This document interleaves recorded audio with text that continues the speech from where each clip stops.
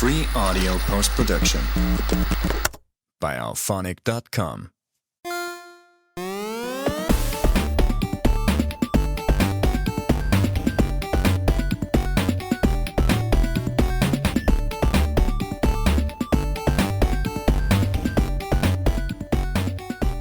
Welcome to a Couple More Minutes podcast, where two veterans of the animation and video game industry talk about exactly that, animation video games, and I'm Jeff Gabor, and alongside me, as always, is the illustrious, the amazing, the impeccable Pete Paquette.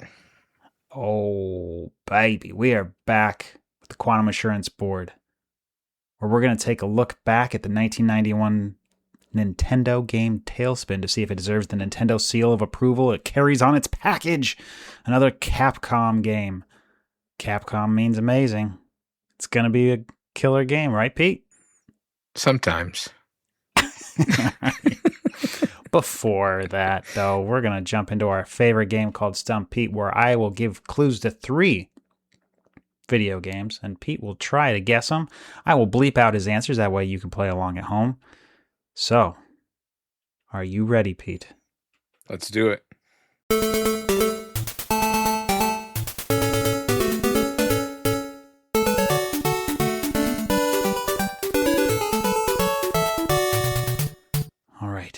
Game number 1. This 1992 NES game. Oh, hold on. I should say the topic heading first.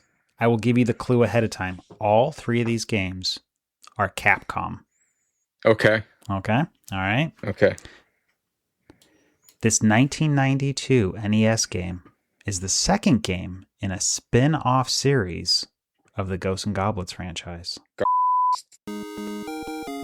Bingo. Ding. Right out of the thingy again from Groundhog's Day. Bing! Bing! You did it. You done did it. For those playing at home, I will play a clue by playing this music from the game.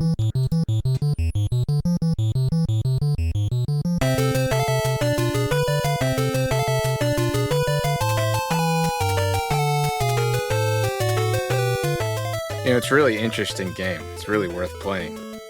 Yeah, I agree. It's not what you would think it would be. Final clue for those playing at home. You play as Firebrand, one of the Red Devil or Red Armor enemies from another popular Capcom game. So yes, that the popular game is Ghosts and Goblins, which would mean that this is a follow-up to Gargoyle's Quest, and since this is the NES game, it's Gargoyle's Quest 2. Yep, because Gargoyle's Quest was on the Game Boy. That's right, yeah. And they kept a lot of the same mechanics of the game and ported it over to the... Well, not port. It's not port, but it's, brought it over to the NES.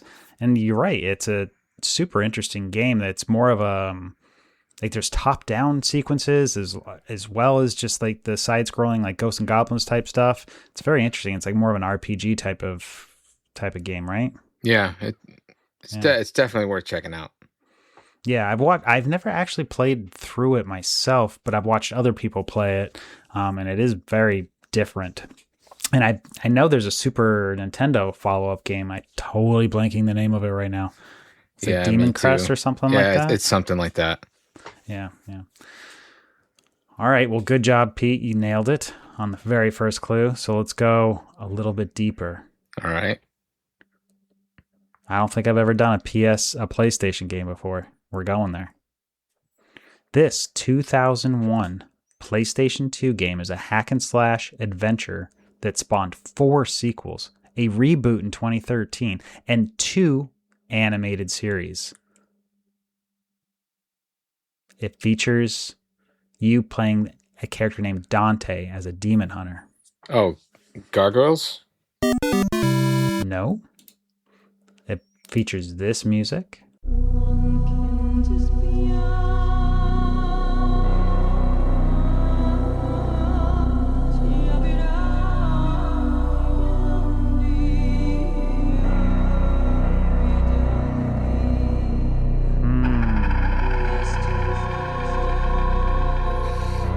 God damn it, Jeff Gabor.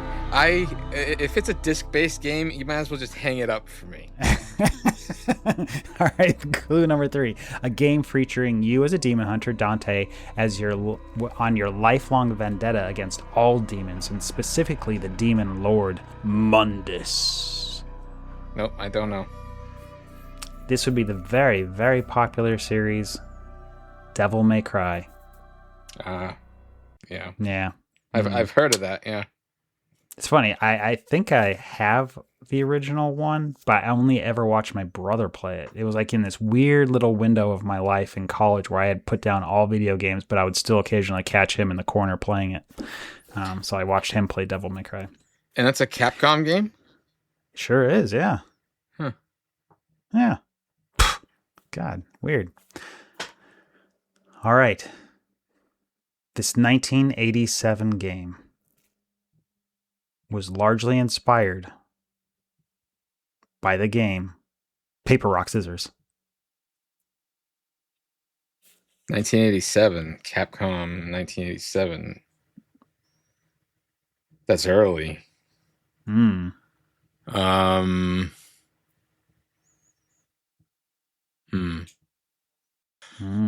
You want to go to the music? Yeah, let's do the music.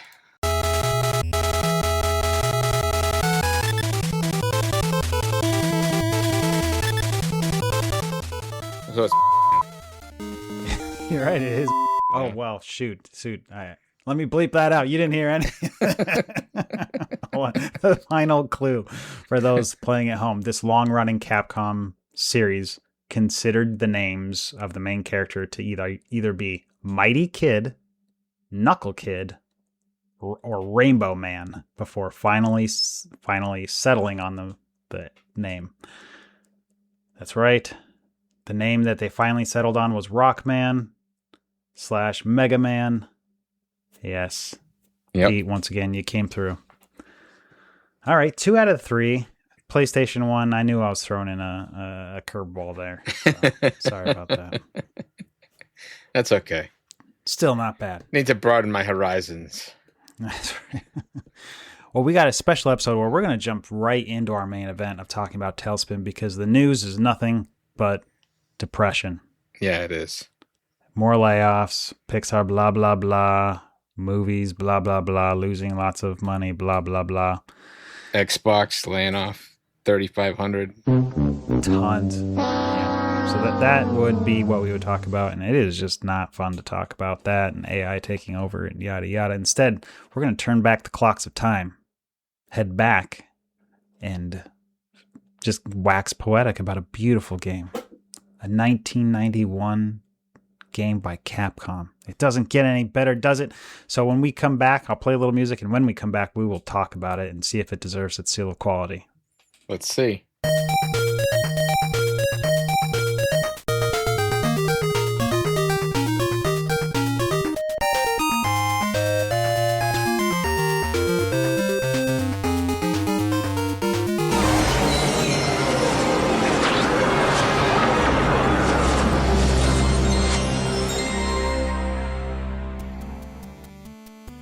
Welcome to the hearings of the Quantum Assurance Board, where we have been sent back in time to make right what once went wrong and determine for all time whether Capcom's 1991 game, Talespin, deserves the Nintendo seal of quality it boasted to earn.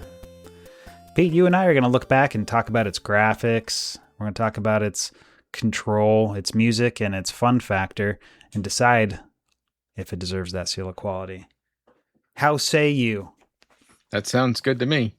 All right. So Talespin was based off a 1990 animated TV series for the Disney Afternoon. At least that's where I caught it. It had 65 episodes. That's a ton. For one season. That's for one season. Well, yeah, because it only ran for like 2 years, right? And so they did like a big old block of stuff that all came out, and then they just repeated those episodes in what felt like forever for years and years. I don't think it went off the air until like 1995 or something like that. But basically, it followed like a reimagining of the characters from Jungle Book. You know, Baloo was this pilot alongside a new character named Kit. He was like a little like navigator sidekick bear that would like fly around on this like boomerang almost in the sky. Silver croissant. Yeah, dude, it's exactly what it looks like. And they would be basically trying to like deliver stuff for the person that owned their Mrs. Cunningham, I think it was his name, owned the plane. So she had them do deliveries, and they're trying to dodge air pirates. And Shere Khan is there, and he's a corrupt businessman trying to like buy out the planes or something. It was a little convoluted but I really dug it. I watched it. I watched every episode back in the day. I have no history with this show. See, I want because it came more on the tail end. I feel like definitely after DuckTales. Then I feel like it was Chip and Dale, and then they threw in Talespin after the success of that. And I don't think it ever caught on quite as popular as like DuckTales or anything like that. Yeah, but I dug it. By 1990, I was already 13, 14 years old. Yeah, so, you're kind of getting late to watch the Disney afternoon. Yeah. Anyway, it was adapted to another Capcom game. They just kept going. Yeah. Yeah. I just wanted to interject and say that I will not be looking upon this with nostalgia. So you're not wearing any rose-colored glasses. I got you. Yeah. All right. So in 1991, this would mean like the game comes out during the heyday of it still having new episodes coming out on the Disney afternoon, and they went to Capcom. They already like did amazing job on Chip and Dale and DuckTales, and they go back to the well of their like popular gaming series. Like they used to do shooters like 1941, 1942. And this game feels a little bit more like that, where it's like a side-scrolling Gradius type game, where you like navigate the plane. And since we're going to jump straight into graphics, you gotta say that the graphics are cute, right? At least that. Well, for me, the graphics are the best part of the entire game. Yeah. Okay. So I agree with you. Because I really think it was a good idea, because they could have just done, all right, once they committed to the idea of like a shooter, an aerial shooter, side-scrolling shooter like Gradius, they could have just had the Sea Duck, the plane that they own, and just having that fly around. But then you would have been lost out on like some of the charm of actually seeing like the Disney characters. And so what they did is they adapted that, and they put Baloo in basically what looks like a Power Wheels version of the Sea Duck. Yeah. So his body is like half sticking out, and so you get to enjoy Baloo there. And then there's cutscenes like you would expect. Yeah, the cutscenes are really nice. Yeah, they're really well done. They're not like fully animated or anything like that. It's not like as pushed as say like Ninja Gaiden or anything like that. But it is still full screen graphics, and the characters look great. Yeah, the bosses are large and detailed. Yeah, and a huge variety of levels, a huge variety of enemies. So yeah, I mean, they all look like what they're supposed to look like. All right, there's a little rabbit guy shooting that, and here's a little like skier flying down the mountain and jumping at you, and it's all well done. So I 2 thumbs up for me for the graphics. I really like it. Yeah, I like the graphics too. Did you actually get into any of the bonus levels? I did. Yeah, I saw okay, so I have zero memory of those bonus levels as a kid. Maybe I missed them all, but I was pleasantly surprised during this playthrough to see them. And like you play as Kit. Like Kit is actually in the game. It's like Baloo drops him out of his plane. He just starts flying around on his silver croissant. Yeah. I mean, they definitely did not have a lot of pixels to work with, and he looks good enough, but it's funny how super, super appealing Chip and Dale were. Yeah. With those just 16:16, sprites, but Kit quite doesn't come across all that great. And he's all right, but he's a little derpy. Yeah, he definitely is. It almost looks like his mouth is kind of like askew and he got punched in the face or something. I don't know. It's a weird looking sprite. If you have time, take a look at it. It's odd looking. But other than that, I really dig. I dig all the graphics are cool. There's even this like one boss in the jungle level. Super cool looking. Like just like a big old dragon, the big alligator face lizard thing. Yeah, I loved that thing. That was really cool. Yeah, that was cool. All right, it's getting to pass. See, we're agreeing. We got this. See, it's going well. How about the sound? So I'm gonna say the music is decent, but it pales in comparison to its sister games, DuckTales, Chip and Dale, Darkwing Duck. Yeah. The other thing I found is that the sound effects cut out the music throughout the entire game. I know this is common on the NES, but in this case, especially in the mountaintop level, it's really noticeable. Oh my gosh, I didn't take notice of that. I should go back and take a listen. I'm sure you're totally right. It's one of my bigger complaints about the Mega Man series, especially the later ones where you have to do the charge shot, is that you're doing the charge shot so often that it just drops an entire channel of the music all the time, and it just gets wasted. Yeah. And that's a shame with a soundtrack like Mega Man. Yeah. But I bet you're right about that. The one, just to call out something I really loved, going back to the jungle music or jungle stage, the music on that level. So it's like you got a killer boss, and you have really cool graphics in terms of like some of the smaller enemies like throwing spears at you, and they're filled with a lot of character. But the music is so good. Yeah, like I'll insert it here, but darn man, it is good. It's the one solid standout.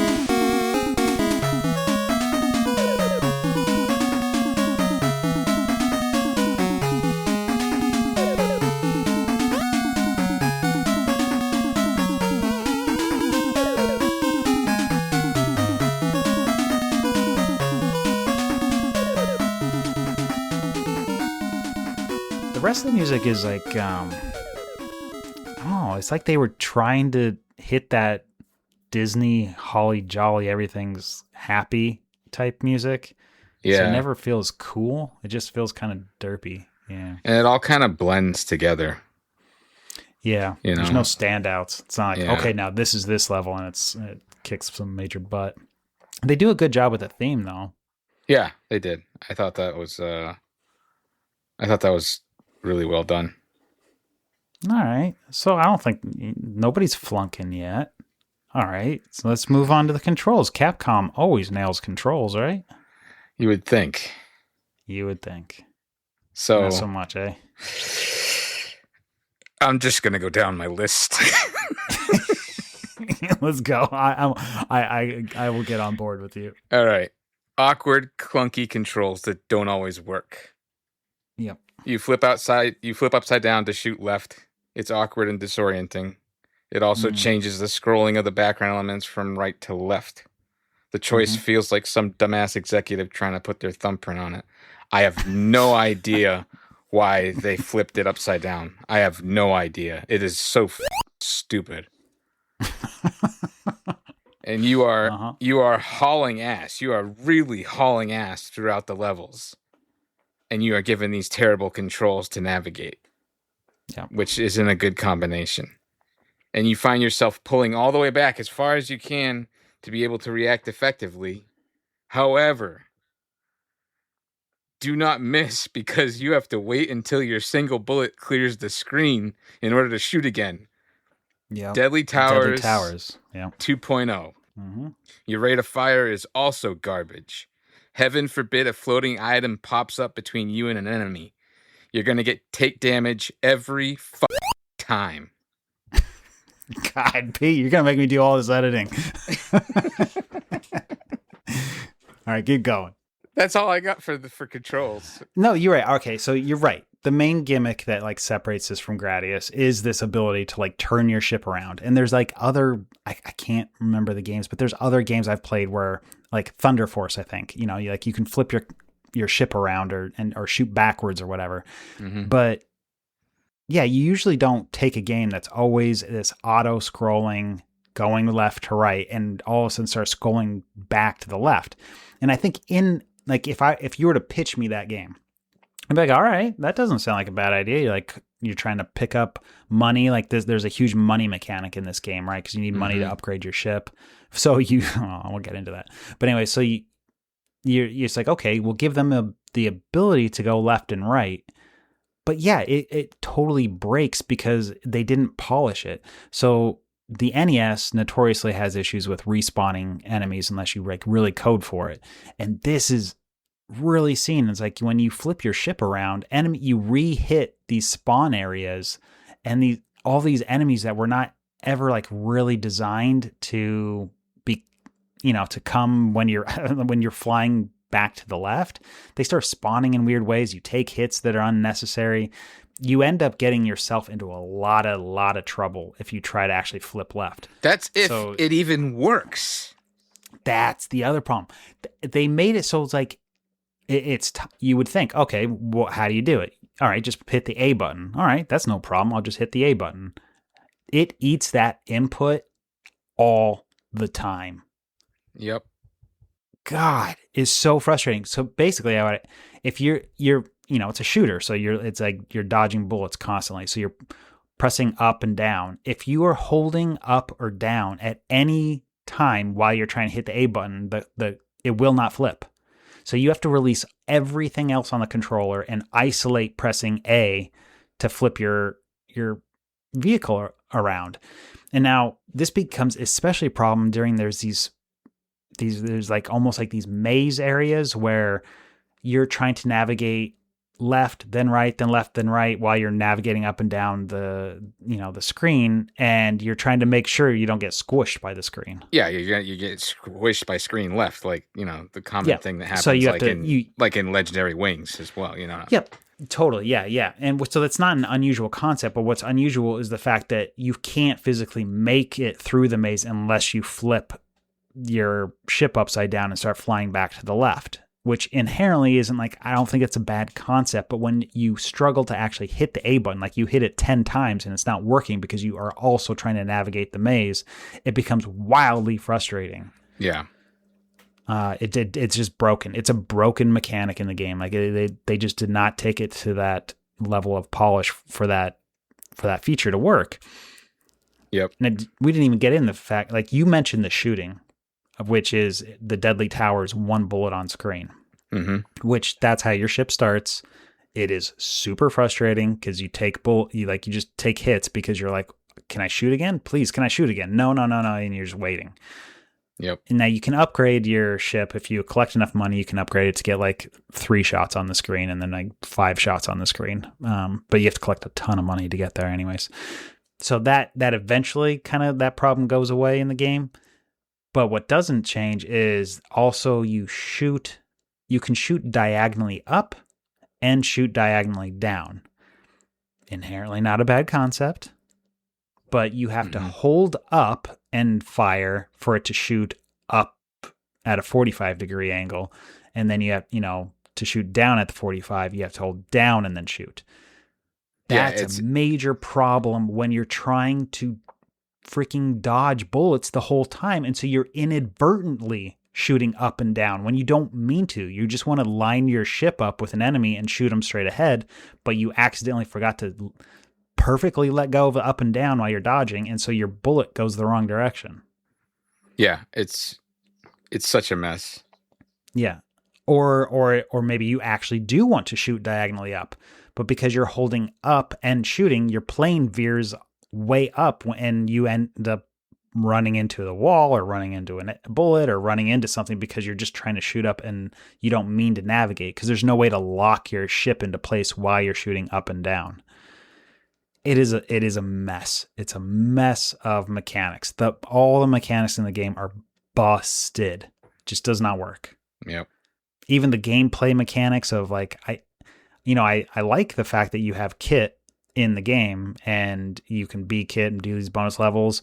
But yeah, the only way to find it is by randomly shooting blank areas in the screen and you unlock a hidden door, which is like such a dumb concept in these like old Nintendo games. Like we've seen that in a handful of games. Like Yo Noid, you're just like randomly jumping up into the air and hoping you can catch a bonus level. Or Mylon's Secret Castle, you're just randomly shooting stuff. It's like, Jesus, you're going to just make me shoot every part of the level to try to find this stuff? Yeah.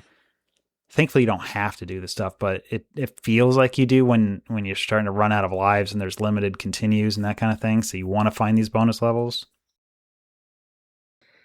Let me. I have something to say. Yeah. Based on the controls and everything that we discussed, the ballistics, if you will, and the controls. I played this game by cartridge, by ROM, and by Xbox. And I played... The furthest I got was on the Xbox because I utilized the rewind features. Now, even though I had the rewind features that the Disney Afternoon Collection offers, I couldn't get past the green frog vehicle in in the city level. Oh, yeah. And I'm just thinking to myself, like, how is it that I'm basically cheating my way through this game and I can't advance? How the hell is an 8 to 12-year-old kid in the 90s supposed to have a chance with this game? The mechanics are so broken that it makes the game impossible to play. Yep. Yeah, I mean, you're not wrong. Like I ate through 2 or 3 continues on that same frog boss because it's like a giant truck with a frog head type of thing, and it just starts throwing these like bouncing balls at you, and there's just nowhere for you to go. You if you go too high, there's this like wrecking ball that's going along on a rails that will basically, you'll run into it. And so the ceiling is capped. If you go too low, these balls are impossible to dodge. It's very, very difficult. That is until you realize it doesn't take much to destroy that wrecking ball up on top. You can actually shoot that part off first. Oh, really? Yep. It took me a while to know that because there's not really an indicator to tell you that you can do that. And I don't think the screen even flashes. There's just a slight sound effect difference when you hit this rotating or translating wrecking ball thing. So you put a good 15 shots in it, it goes down, and then the frog head is a sitting duck. Like it can't. You just sit above it and just rain hell on it. Yeah, I was just dying, rewinding, and I was like, what the hell am I doing? What the hell am I doing? I could be doing something so much better with my time. Yeah. It's funny. I feel like that's the hardest boss in the entire game, and it's all because they don't really tell you. There's another boss. Did you get to like the twin fighters? I can't remember if that's before or after that. That's before I got to that. Yeah. Oh God, those guys were really annoying. Yeah, they were. They have those bullets that come out and like explode in 4 directions, and yeah. And then, so if it's like these 2 twin players, and if they are twin fighters, and they'll either they spawn in 2 different ways. Each one will they'll be separated and they'll like fly on the sides of the screen, or they'll both choose the same side of the screen and shoot this massive bullet. But the only time you're allowed to shoot them is when they're joined together. They don't say why. I don't know. Unless I did it wrong. I don't know. But there's no way to like get them unless they join together. And it's like just a pure RNG fest to wait until they actually join together. And then you also have to be ready to dodge their bullets. I just found it super annoying. Yeah, it was annoying. It was just annoying. Like, okay, I got it. Can you just sit there and let me shoot you? Or and then some of them are like super easy, like the baseball. Yeah, there's a bouncing baseball that never jumps up high enough to hit you, and then just lets you again rain hell on it from above. Yep. There's a guy in a magic hat. Yep, that one was super easy. Pretty easy. Yeah, most of them are super easy and a little like uninspired in terms of their design. Also, in terms of like the game development, like they put in like these small upgrades to the ship, but they're very much an afterthought. It's like purchase an extra hit point, or finally be able to shoot multiple bullets on the screen, or buy a continue and then we'll raise the price after you buy it. Exactly. And that's all there really is. So like for something that is trying to like feel like Gradius or something, like they don't have this like upgrade system, which is so core to that sort of game style. Mm-hmm. I kind of miss it. Like I know it doesn't make sense with the TV show Talespin, but I wish there were bigger upgrades, or like, like if like the option that's usually in like Life Force or Gradius where it's like a second shooter, like if like all of a sudden Kit came out of your ship and he was like a second shooter and navigating you, or there was like sequences where actually Kit was flying in front of you and you're navigating through these like really like fast paced areas where you're trying not to crash, or just something that changed it up. It's a very slow paced game. It actually feels kind of boring. Mm-hmm. I don't know. I know I'm going into the fun factor part of it, but that's the thing is like that the game feels like it overstays its welcome in terms of how fun it is. Like Yeah. I keep going. I think back to when I was a kid. It's like some Nintendo games you would play for a half hour and you'd be like, I'm good. I'm going to go shoot some hoops. Yeah. This is one of those games. Yeah, it definitely is. Yeah. Definitely. It's not fun to navigate their busted controls. No, I mean, you mentioned at the top, like you have no nostalgia. I have some nostalgia for it. And I'd say that's the only reason why I really like would go back to it. It's just like, I remember the TV show. I liked the show. I remember renting this game once. I guess that I didn't buy it. So I must have had a cleaner head on my shoulders back then because, I don't know. I didn't ask to ever play it again. And I never did. It's like all these like Extra Life marathons that we've done and me just randomly picking up a Nintendo game. I never decided to pick up Talespin. Nope. And I kind of figured out why by doing this. It's like, it's actually not that fun. Yeah, I heard rumblings that it's not the greatest. I heard that in the beginning before we even got started with this. And I was like, it's Capcom. Come on. How could it be like terrible? You know? And the thing is that it's like, it's not terrible. It's like, it's disappointing, which is kind of worse. Yeah, you're right. We've played a lot worse Nintendo games for sure. But yeah, your hopes for the music are high. The hopes for the game design are high. It's coming off of like the popularity of DuckTales and Chippendale, and the fact that Chippendale was 2-player co-op, and this is like an air shooter, like, you know, like Legendary Wings or Life Force, and you're like, oh man, it would be so cool with 2 players. Nope, it's not on there. It just leaves so much on the table. Like they could have done so much with the game. It makes me feel like they put the B team on it for sure. Oh yeah, let me say something here. I reject the notion that's on YouTube that this game is a hidden gem.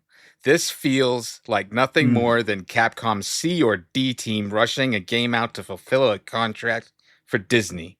Yeah. That's exactly what this is. This is not a hidden gem by any means. Oh, that's what they're throwing around on YouTube. I don't know. Well, they weren't there at the time, and they don't know what a real hidden gem is. Yep. I don't know. I'm trying to think. Like, if you were to name a hidden gem, what would you say? Do you have one in mind? It's kind of hard to say now because so many they've all been kind of already exposed.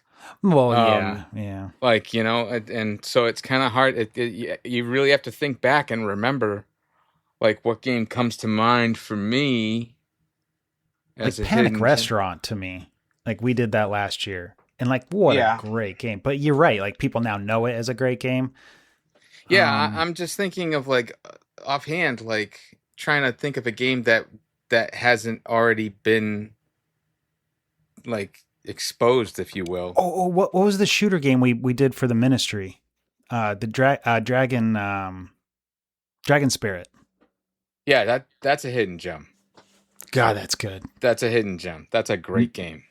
And it's a shooter too, so you can see what a real shooter feels like. That is a great game. Great music, great concept. It's just all around. Yeah, I would call that my hidden gem pick. Yeah, that's definitely a hidden gem. And another hidden gem I would say would be like Crystalis comes to mind. Mm-hmm. Yeah. You know, that's a game that didn't get much praise until recently. Yeah. I think people are going back and discovering games, but they're reaching when they say that this is one of those. It's not. It's just not. Yeah. It's actually kind of insulting to the other Capcom games that. Yeah, I mean, when I was looking it up, it didn't because when we were talking about Yonoid, that was like published by Capcom. It wasn't made by Capcom, and it was when it was a reskinning of another game. That's not what Talespin is, from what I could tell. Like, this is proper Capcom. They just phoned it in, Yeah, feel free to send us a message if I'm wrong about that, but it's what it seems like. It's just Capcom not putting in their best effort. Oh, you know what else is a hidden gem? Is Journey to Silius. Yeah, that I will say the one thing that gets a knock for that is it is just tough as nails, man. Yeah, it's hard. It's very hard. But it's a good game. It's a damn good game. Yeah, it is. That's another thing we did on the Ministry. Yeah. Hey, you guys should do another episode. Yeah, well, you know, think about it. There's rumblings. It's not dead. I like the rumblings. I'll take rumblings. All right, Pete. So now we have to make the decision. Does this, when we take this to the actual like court, and we have to strip it of its seal of approval or go and let it keep it, what are you gonna say? I'm gonna say no. Ooh, no seal of approval. I'm gonna say no. That you can't the game mechanics, like you can't excuse that. That's like the graphics could be terrible, but if the game plays great, it doesn't matter. You know what I mean? Yeah. It's like, but it doesn't do that. You sit there and you fight it the entire time. Yeah. It pains me to say it, but I gotta agree with you. This game is, I cannot let anybody, I'm never gonna show it to my kids. I don't want to show it to them. Like, it doesn't matter that it's got this Disney like varnish on top of it. It's just a broken mechanic game. Its only saving grace is that it once you know how to play, you can get through it within 20 minutes and it's over and done, and then you'd never want to play it again. And that is just not good enough reason to say it deserves the Nintendo seal of quality. Not against the games that we've given it to. Yeah. I mean, we gave it to Panic Restaurant. I mean, like, come on. Yeah, you're right. Like, this does not stand up against with Little Samson or Panic Restaurant. Like, no way. And if Yo Noid got it stripped, so does this. Like, this feels like Yo Noid. Yeah. This is the side scroller Yo Noid. Yep. So it pains me to say it, but here we go. The Quantum Assurance Board hereby finds you unworthy of the Nintendo seal of quality and thus deems you as utter and complete garbage. You are hereby sentenced to be forgotten and buried side by side with Atari's ET in a New Mexico dump to rot for all eternity. So long, Talespin. It's game over for you. See ya, Talespin. You won't be missed. Yeah, see ya. All right. Where are we going to next? We'll probably come back with another shoot the episode, and then we'll come back with another episode to take a look back at something cool. We'll do it. Yeah, let's do something cool. Yeah, man. You know what I played through? I played through Bucky O'Hare. You did. That's a hard game. It's a hard one. That'd be a good one to review someday. So maybe I can put that out as a teaser. But yeah. Bucky is it's an interesting game, man. It looks beautiful. It's got the Konami sound, some of the best music on the entire system. But does it deserve the seal of quality, of approval for Nintendo? It's got some issues. Well, let's do that one then. Yeah, maybe we'll do that. All right, everybody. Thanks for joining us. As always, Pete and I really appreciate you guys listening. Our numbers are good on the podcast, and we appreciate that. So please, if you enjoy the podcast, send it to other people. You can always reach us at acouplemoreminutes@gmail.com, and we'll keep kicking this out, and maybe we'll even get another episode of the Ministry someday. It's in the works. If you're curious to listen to that, you can find Pete there. It's MINESTRY podcast. All right, until then, Pete, thanks for joining me. Pleasure as always. All right, see you, everybody. Bye-bye.